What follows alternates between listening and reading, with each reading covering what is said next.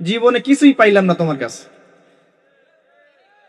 নিজের মাথার ঘাম পায়ে ফেলে করতেই থাকবেন, করতেই থাকবেন, করতেই থাকবেন, করতেই থাকবেন, কিন্তু আপনি শুনতেই থাকবেন, শুনতেই থাকবেন, কিছুই করলাম না, কিছুই পাইলাম না, কিছুই পাইলাম না।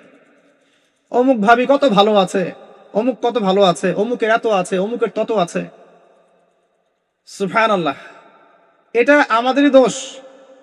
কারণ বিয়ে করার সময় যারা দিনদারিতা না দেখে শ্বশুরের সম্পত্তি দেখবেন, সৌন্দর্যকে বেশি প্রাধান্য দিবেন, নিজের হারাম প্রেমকে বেশি প্রাধান্য দিবেন, নিজের ওই বংশমর্যাদা ইত্যাদি ইত্যাদিকে বেশি প্রাধান্য দিবেন, তখন তো আফসোস করতেই হবে, কিছু করার নেই।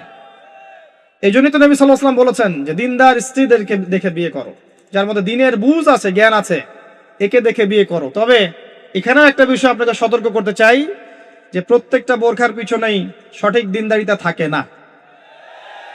অতএব এটা দেখেও ধোঁকা খাওয়ার কিছু নাই।